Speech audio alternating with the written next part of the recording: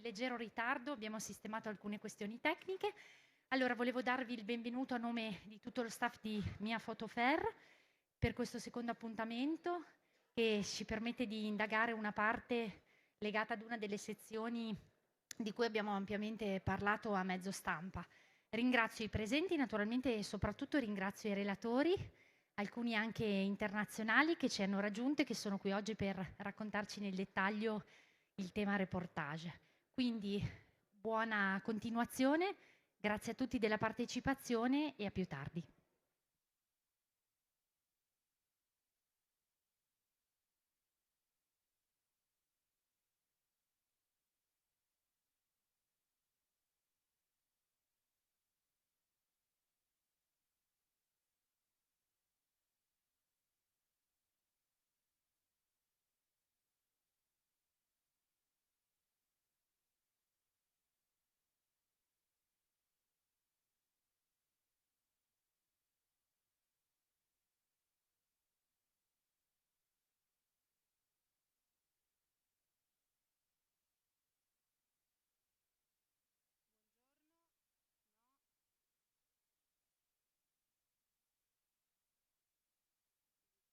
Sentite? Perfetto. Allora parlerò in inglese visto che abbiamo soprattutto Henry che arriva da New York e quindi spero che sarà comprensibile per tutti. Good morning everyone and especially good morning to Henry, Andrea and Anne who gave their availability to be here today with us and to present their amazing work here at Mia Photo Fair. I wanted to open this panel dedicated to the Anthropocene with an image of a very famous painting by Caspar Friedrich, which I find to be a relevant source as a starting point to the theme of the Anthropocene.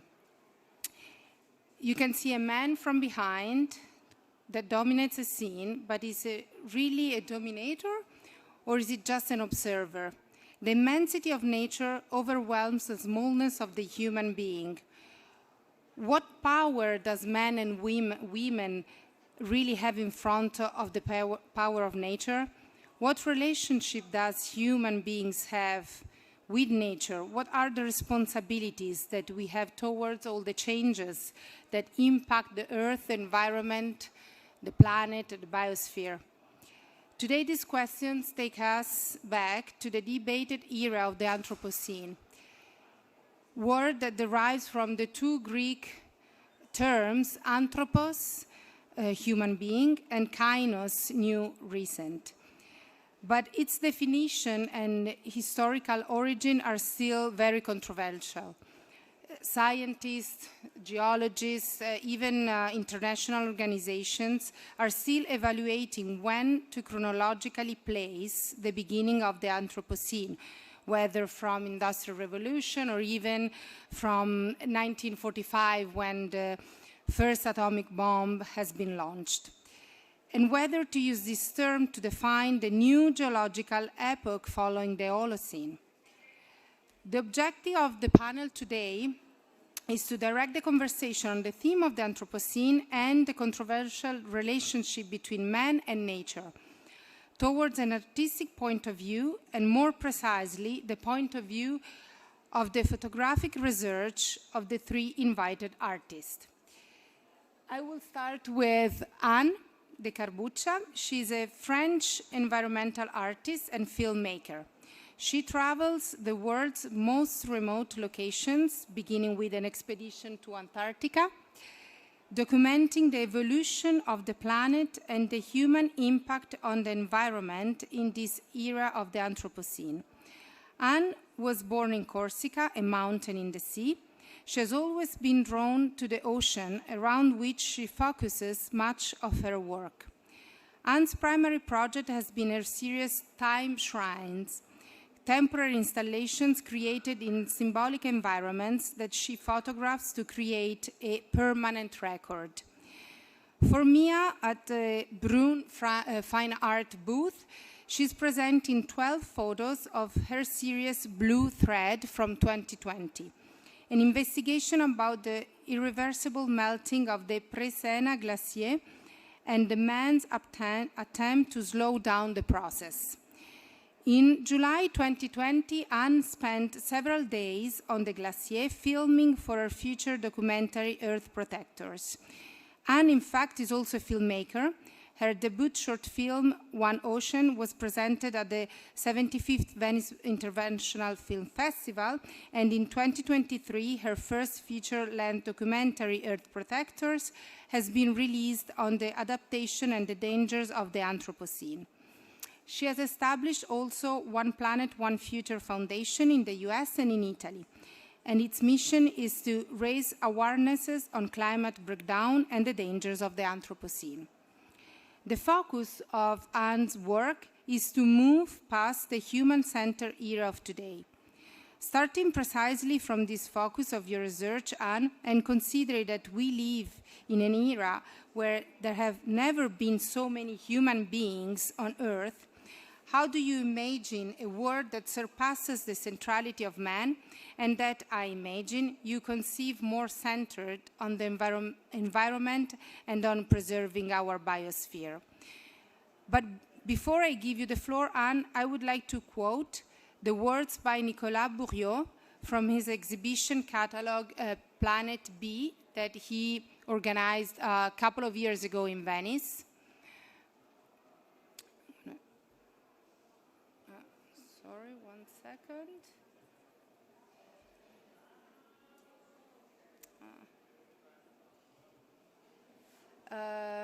Is it possible to? No, there we are. We live in an era, in the era of saturated spaces, of the immersion of human beings in an environment in which they are ubiquitous, in an atmosphere where every molecule is permeated with their activity. Climate change undermines spatial references by blurring the geographical relations and contrasts that structure our experience. When it snows in Rome in summer or when Greenland's glacier melts in the sun, our imagination becomes disoriented. Art expresses the emergence of this chaotic density while bearing witness to the gradual collapse of distance on the surface of the planet. Bourriot's opinion about saturated spaces is not only true, but very much preponderant. We want to be everywhere, but at the same time, we are disoriented when we see how nature is acting against our possibilities and over our imagination. Now I will stop and I will leave the floor to Anne in order to let her present her work.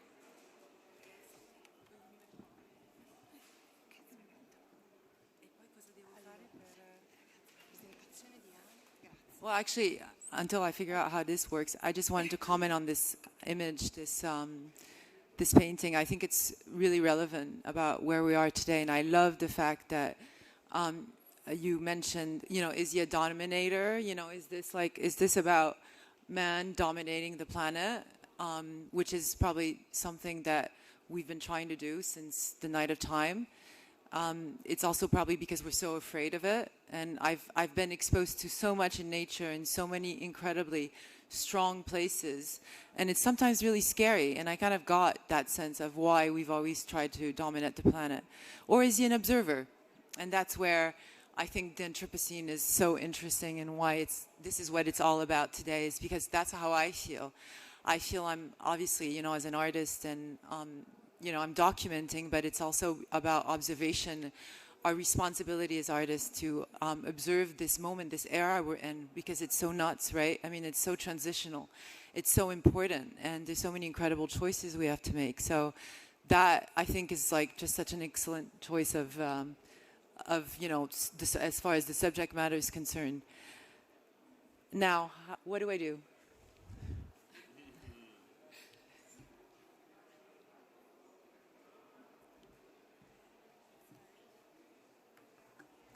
So I'm going to try and tell you in 10 minutes. It's okay. I'm going to tell you about, in 10 minutes, about 10 years of my life. So whenever it's time for me to stop, just let me know. So I chose to show you images about, kind of what represented a little bit the work I did over the last 10 years, which was actually something that I kind of finished and ended with this feature documentary that just came out called Earth Protectors.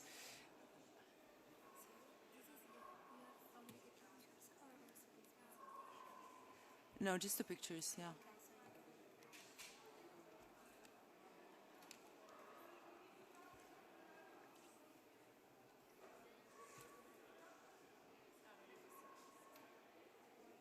Well, I'll keep on talking or else it's going to get really boring. Lo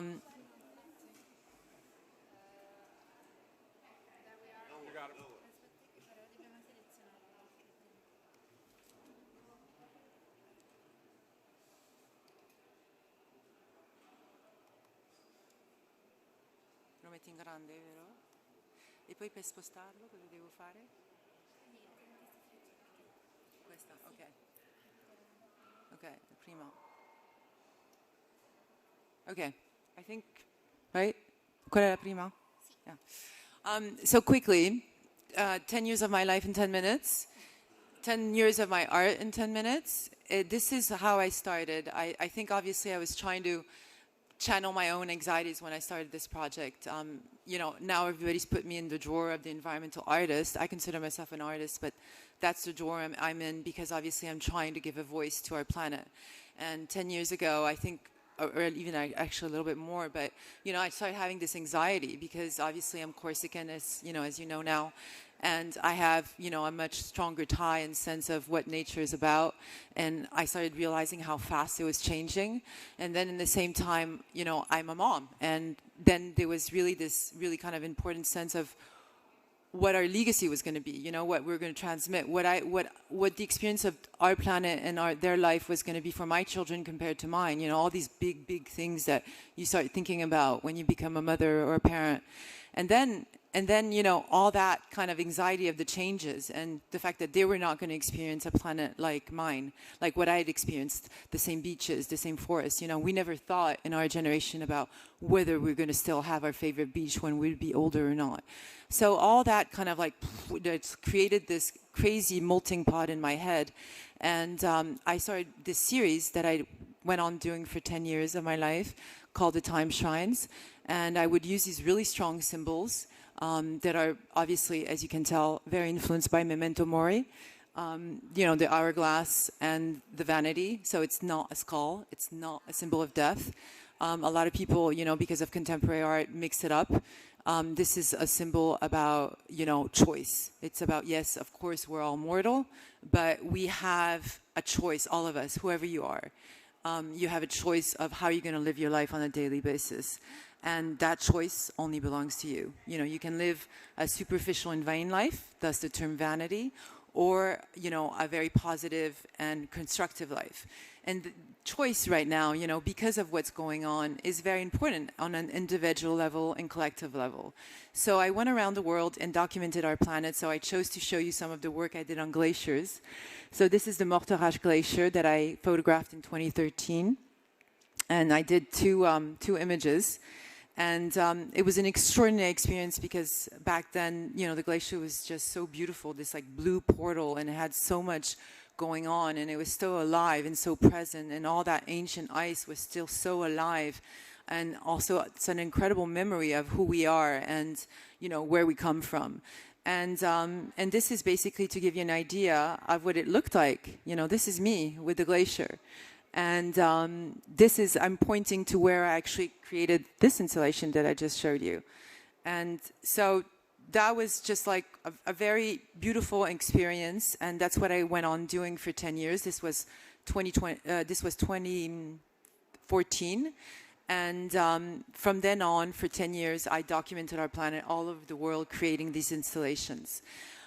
About things that were still there. Obviously, I was documenting what we have, what we're about to lose, and what we've already lost. And, that's not what I'm going to show you today, but there was still a lot going on back then. And what happened is that I went back to that. So I went on, my journey of this documentation and in talking about the Anthropocene and showing, all these things we had and the choices we need to make.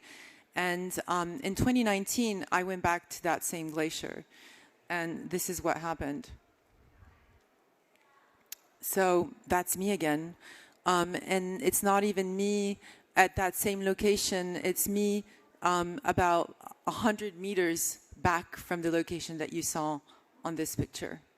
So that's what had happened to the glacier. And that was like a really big shock, because suddenly I was kind of like, okay, well, this has actually happened.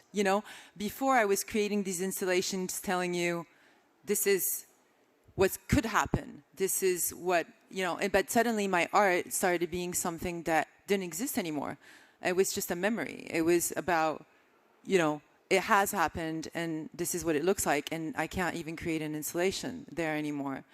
And so that was a big turning point artistically. And then what happened is that in 2020, so a year later, I went and filmed to document and film my film on another glacier called the Presena.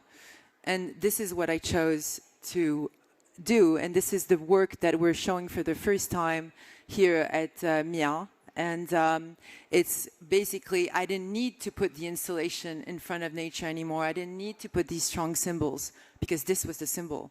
This was like a fact. So it wasn't a warning anymore. It wasn't about choice anymore. It was about what's happening now.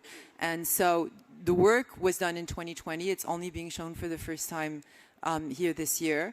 And, the time shrine, the symbol, the symbology is about the blanket, so you're basically seeing a glacier that is being covered and that is trying to be protected. But obviously the cover is only there to try and slow down its demise. It's already on the verge of disappearing. It's only a reason, they're only doing it to slow it down.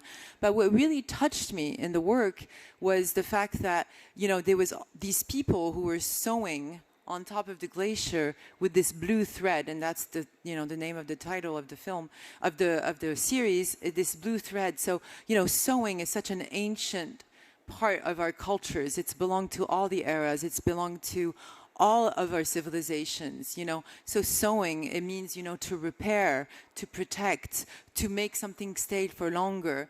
And I was very fascinated by that. I found that very touching, because in the same time, you're saying, okay, this is the demise, this is the end of the glacier, this is the Anthropocene. This is an image about the Anthropocene. You cannot argue on this. You can't say whether it exists or not. It's happening. And you can see it.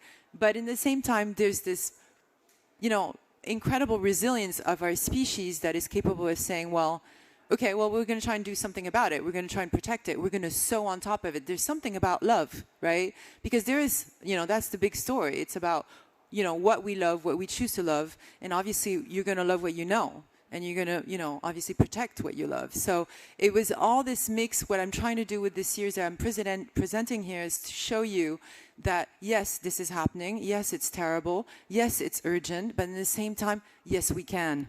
I'm not quoting anybody here, but we really can. We really can make a difference. And we can do it because we're already doing it. We just have to find new ways of doing it.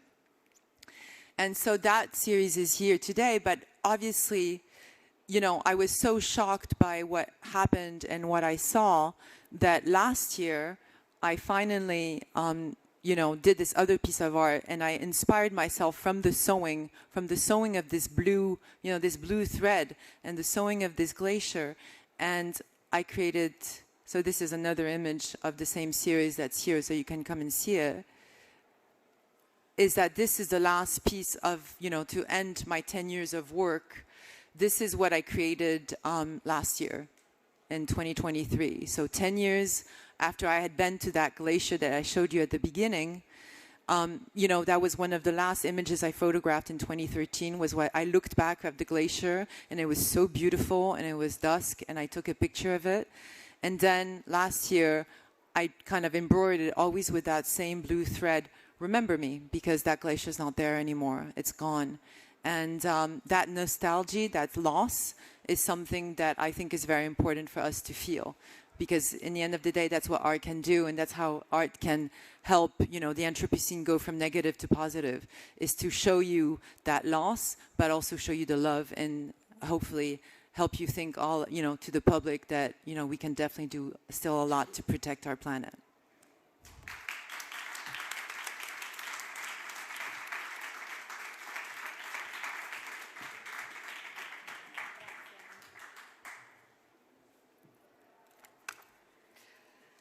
Thank you, Anne. That was really important and touching. Now, before leaving the floor to Henry, I would like to make a brief introduction. Henry Fair is an American photographer and environmental artist. Focuses his work on visualizing the elusive processes of global warming, pollution, and environmental destruction, and the position that art takes in this context. Henry has dedicated his life to documenting landscape changes with the aim of raising awarenesses about environmental issues. There are mainly 2 series dedicated to this topic: Coastlines, a portrait of the coast before the major impacts of climate change and ocean rise take effect, where we see the fast increasing of coastal population density and infrastructure investment. The second work related to the environmental issues is Industrial Scar, and you can see it at the Arco booth here at MIA, a series in which Henry researched environmental disasters, revealing unseen views of these effects as the tragic, as the tragic secrets from oil drilling, hydrofracking and coal ash waste, large-scale agricultural production, and abandoned mining operations. Henry creates images that are simultaneously stunning and unsettling, which visually resemble as abstract paintings. He captured these images from an open window of a small airplane 1,000 feet above the Earth's surface. His photographs attract, at first glance, for the beauty of the partially abstract images of human interventions on nature, and also for the fascinating and unusual perspective with which they are taken. Only with a second, more careful look, we understand that he wants to lead us to look at the tragic effects created by human impact on our planet. I would like to quote here again a statement by Henry, who made a few years ago in an exhibition where he showed the same series. If the pictures are not beautiful, the viewer will not stop to consider them or cherish them. You talk about beauty, Henry. The landscape that surrounds us is full of natural beauties that must be preserved. I find very interesting your point of view as a photographer in transforming the disaster that is happening before your eyes into a scenario of abstraction of destruction. And here again, I want to quote Bourriot. The Anthropocene, that is the civilization of climate change, is haunted by a great fear, the impossibility of rewaving a world, of rebuilding what is dislocating before our very eyes. In other words, the feeling that is already too late. We are engulfed and submerged by catastrophe.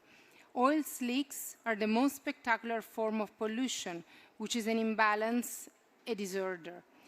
This declaration, I would say, is exactly what we see in your photos, Henry, through the abstraction of the construction. We go beyond the imbalance and the disorder created by this spectacular form of pollution. Do you want to tell us more about this series? Yes, please.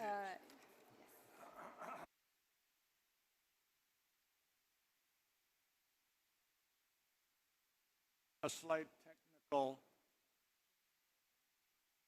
Hopefully our technology will work with us and not against us. Ironically, I started with the same, and now I want my notes. Yes, well, okay. Okay. I guess I don't get my notes. So ironically, I started with the same, all right, I'm going to try for the notes.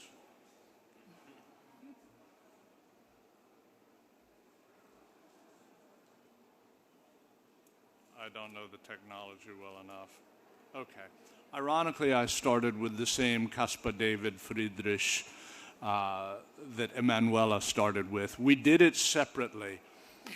What do we see? Does he control the world? Does the world control him? Art has always been inspired by nature. Nature is it's everything for us. Without nature, we have nothing. Beethoven's sonatas were inspired by the sound of birds. Man is, though, by definition, political. And of course, as art became more and more complex and more about our society, it became very political. This is one of my favorite artists, Francisco de Goya, and we know that he was tormented by war and by man's suffering. And I think some of the greatest paintings in the world are Goya's black paintings, which he did on his own living room walls. He did not create them for anyone to see. He just created them for himself out of his own anguish. And in art history, of course, we were told that the artists who tried so hard to change our progress into the world wars then gave up when they could not change the progress of humanity and could not stop the war. Then they moved to abstraction. And of course, if you know the Italian futurists, in some ways, they glorified war. They glorified mechanism. And the machine is a beautiful thing. But again, after the wars, we moved into abstraction. This is Willem de Kooning. I, of course, also see the beauty of machines. They are, in some ways, the pinnacle of what we can do as humans. These machines are actually mining coal in Germany. And coal, it's such an interesting thing. Without coal, we would not have had the Industrial Revolution. The Industrial Revolution, of course, leads to our modern world. But the extraction of coal and the burning of coal is one of the primary things that is destroying us. This is the largest hole in Europe. It's called the Hambach-Tagebau. So one of the last old-growth forests in Europe, owned by Charlemagne, coincidentally, is being cut down to dig this coal. The coal is powering the largest carbon sources in Europe. There are 3 power plants right around Cologne, which are the largest source of carbon emitted in Europe, and also the largest source of all of the other pollutants that are associated with coal. Mercury, uranium, all of these terrible things. This is about the Anthropocene, and we are physically changing the planet. This is coal mining in America, and this is one of my heroes. He's now dead. He showed me this coal mine. In fact, that picture is taken from this point, and he is expressing amazement at the fact that the earth is literally splitting in half. So, we are changing the world. Where do we go from here? Yeah? I am fortunate to work with many scientists. I'm both an artist, but I am an activist. And I want to change the world for the better. The scientists tell us that we can slow it down. We can make the world okay for our children. We must act immediately, and we must act drastically. One of the first things of the Anthropocene, the largest change that we create on the planet is agriculture. Yeah, in this picture we see a man in Africa cutting down a forest and burning it to plant crops. And it's one of the most essential things that we humans do. We know that the same thing is happening in Brazil at the Amazon, where we're cutting down the Amazon to grow soy to feed our cows so that we can have inexpensive beef. And of course, as we grow plants, with agriculture, we need fertilizer. And this is one of the, this is a phosphate mine in Florida. And this is downstream of that same phosphate mine where the toxins from the processing are destroying a forest. And of course, as we depend on modern agriculture, the pests, the bugs, then eat our plants. So we create poisons to spray on our plants to kill the bugs. But I found after starting these pictures that an abstract picture is more effective than a documentary picture. For instance, this picture doesn't touch your emotion, but this picture does touch your emotion. And similarly, this picture, which is about there's a place in northern Canada where we are digging up the earth for gasoline. It's called the tar sands. This is one of the pictures we have on exhibit at the gallery. And this is the result of what they're doing in the tar sands. And we've taken this very verdant, this green, moist forest and created a desert in northern Canada. And now we have forest fires in a place which is supposed to be a wetland. Again, I am fascinated by our technology. And for me, the machine, which is the pinnacle of our ability as humans, is also beautiful. This is an offshore oil rig. And for me, there is a beauty. I am a futurist. But yet, this is it's called the Deepwater Horizon spill. Maybe you remember it. The anniversary is next week. And in 2010, the BP oil rig spilled, we don't know how much oil over the Gulf of Mexico. And the results remain to this day, because the Anthropocene is not just what we see on land, it's also what happens everywhere else. And the scientists tell us that there is a giant layer of sludge on the bottom of the Gulf of Mexico as the result of this oil spill. And here we see the oil going into a bird sanctuary. This is one of the other pictures we have on exhibit at Artco Gallery, and it's a plastics plant owned by, well, I won't say who owns it, but it's the making of plastics, which of course is again oil. This one, very interestingly, which we have also at Artco Gallery, is the reason that the Nazis did not invade Sweden. This is the largest iron mine in the world, and the Swedes promised the Nazis that they would continue to sell that iron, and therefore the Germans said, okay, we will not invade Sweden.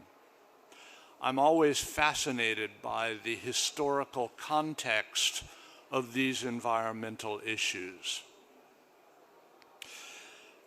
And of course, we are now at a time where the Anthropocene, the impacts of what we've been doing for the last 100 years are coming home to us.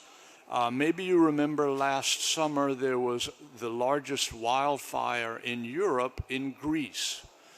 And so I went this September and I photographed the results of this wildfire. And I'm fascinated by the things we are doing to counteract the effects of the Anthropocene. I loved Anne's work of the blankets which we are putting on top of glaciers to try to save them. And one of the things I'm photographing is the walls that we are building to try to protect our coastal cities. This is the gates that close the river, the mouth of the Rhine in Rotterdam. And there you can see it large. And these are the gates that they put in to protect Venice. And there you see the Malamocco Channel with Venice in the background. So, of course, the MOSA project is there to protect Venice, but only for a short time. And this, I close with this. These are the wetlands in the lagoon of Venice. And clearly, it is man-made. And I guess I close with a question of, do we leave something untouched? Thank you.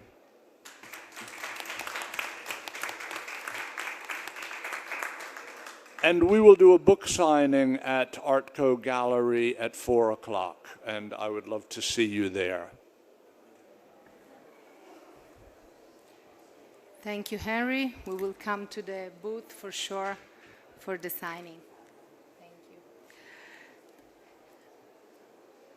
And now Andrea Botto. Andrea is a photographer, artist, and teacher.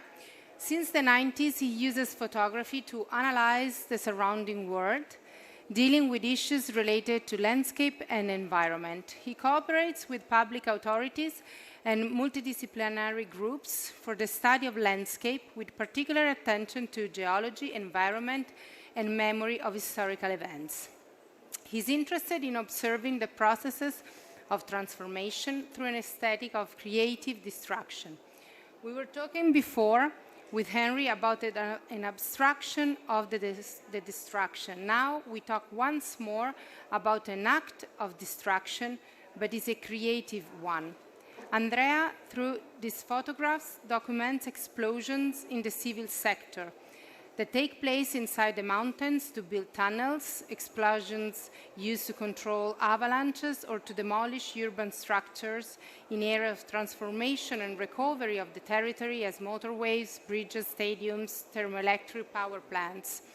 The purpose of the explosions is to demolish and then rebuild, therefore a creative destruction. The explosion is certainly a destruction, a dissolution, but in certain cases it is necessary to destroy in order to rebuild, to renew, and to transform the landscape.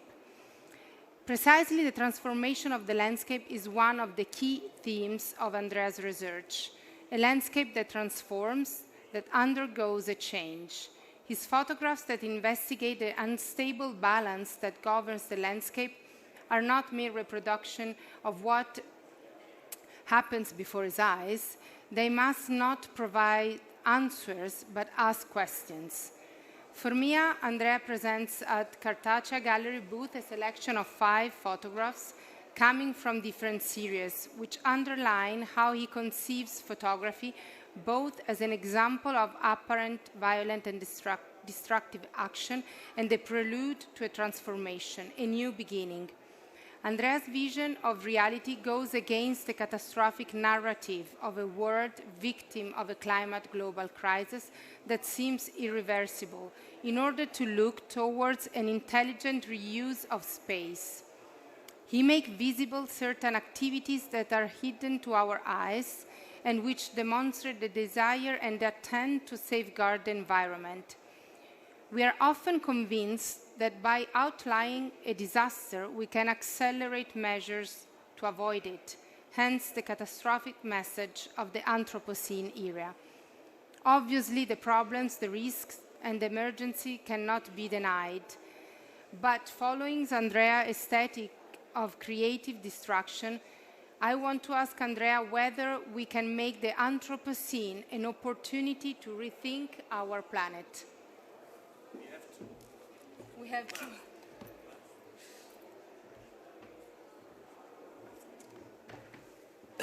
Okay, thank you very much. I try to go fast, as quick as possible.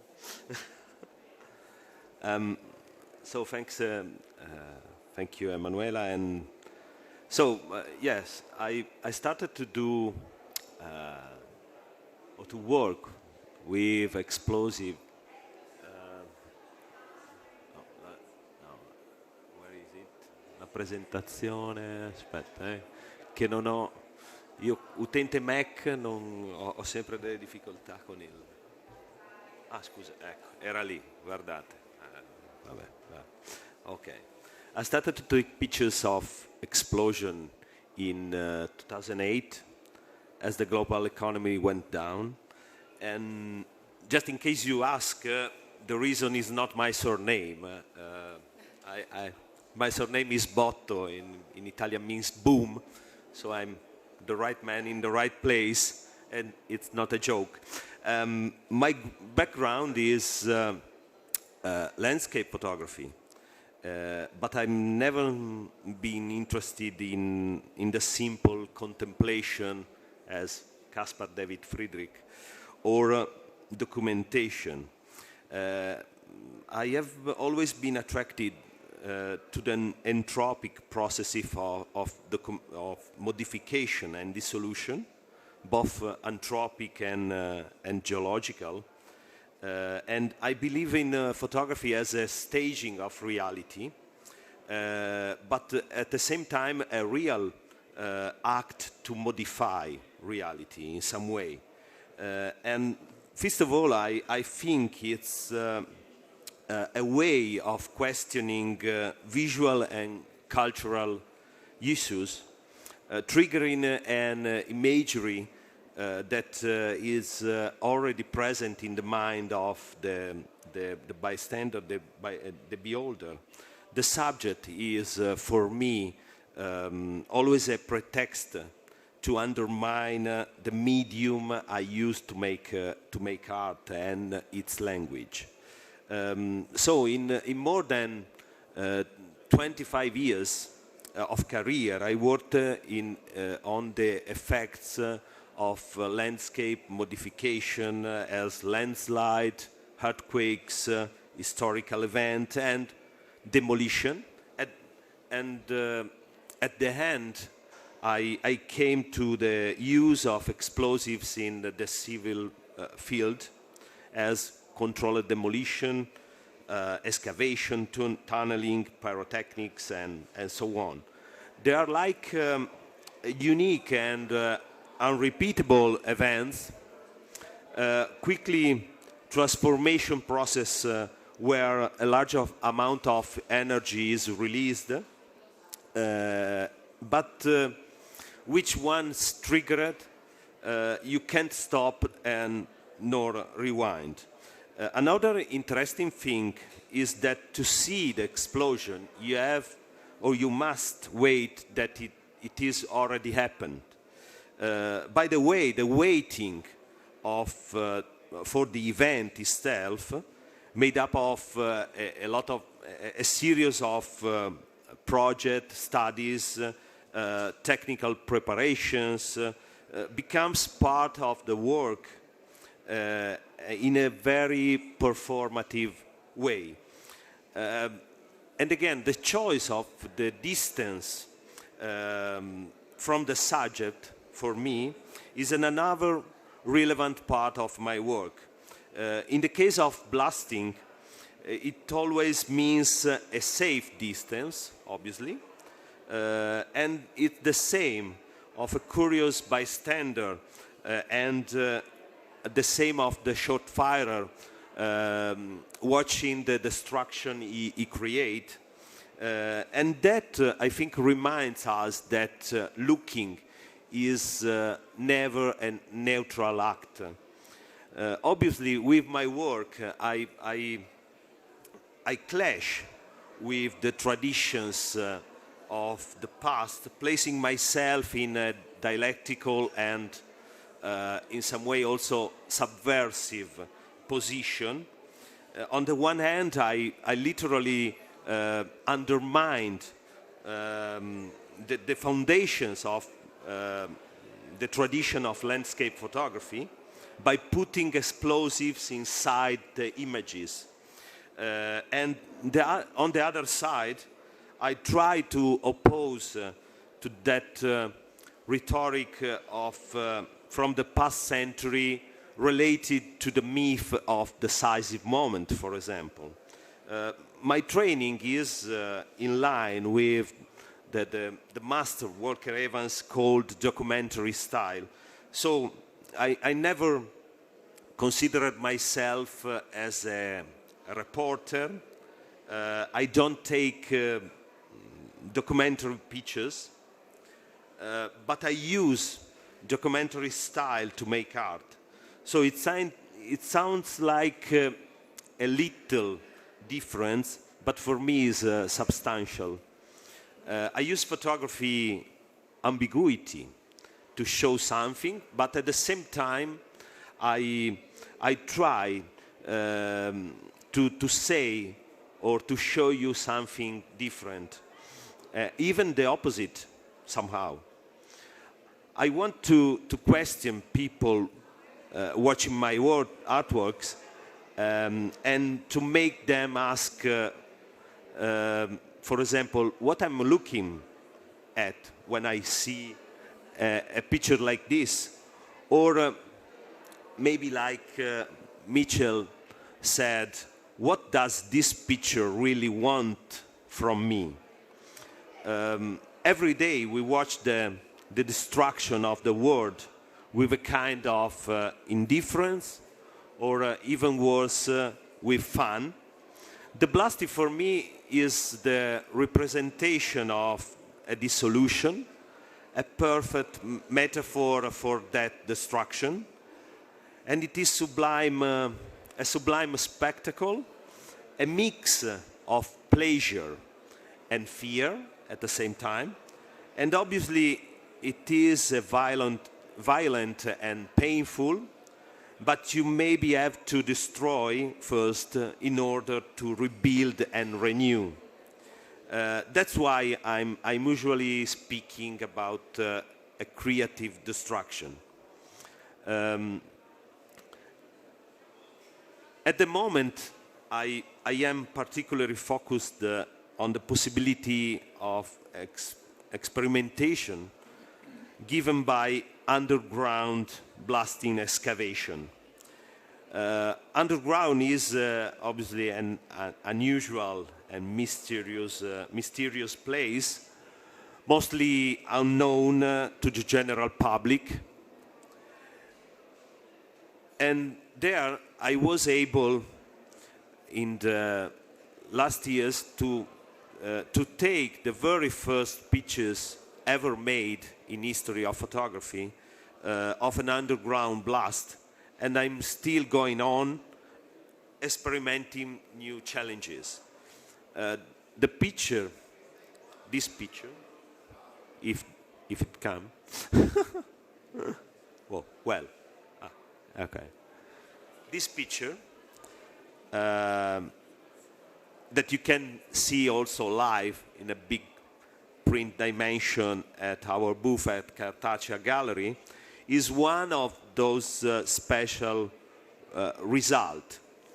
The result of the construction of a concrete shelter for the camera, the position of the little flashlights on the walls on the gallery, the study of the delay times, the connection of the camera to one of the detonators, the attempt also to predict the final result and to approach it by approximation. All these operations make up a single performance, which is part of my creative process, becoming itself an artwork.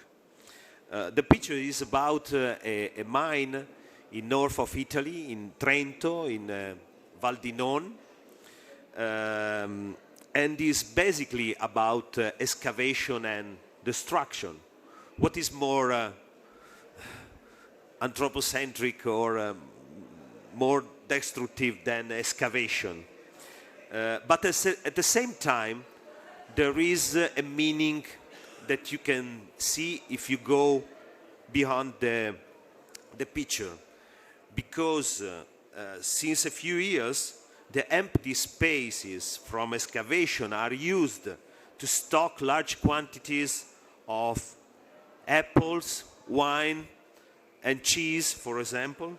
And they are making also a new data center inside these tunnels. And it is a way to save energy in some way, and also to save the landscape outside, because they don't have to build more warehouses outside in the valley. So this is to say that between the catastrophic imagery about global warming and the indifference of a capitalistic speculation, there could be maybe another way as a more pragmatic adaptation to the events we are living. As Anne said, yes, we can, maybe. And someone else said long time ago, it's easy if you try. Let's try. No? Okay, thank you.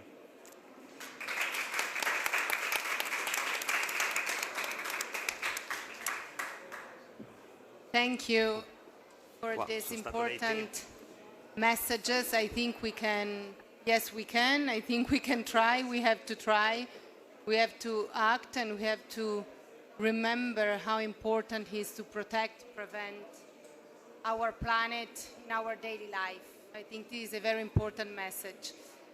Now, do we still have time for a few questions, or we are completely running out of time? We are. Is there a question from? Is there a short question from any one of you? No?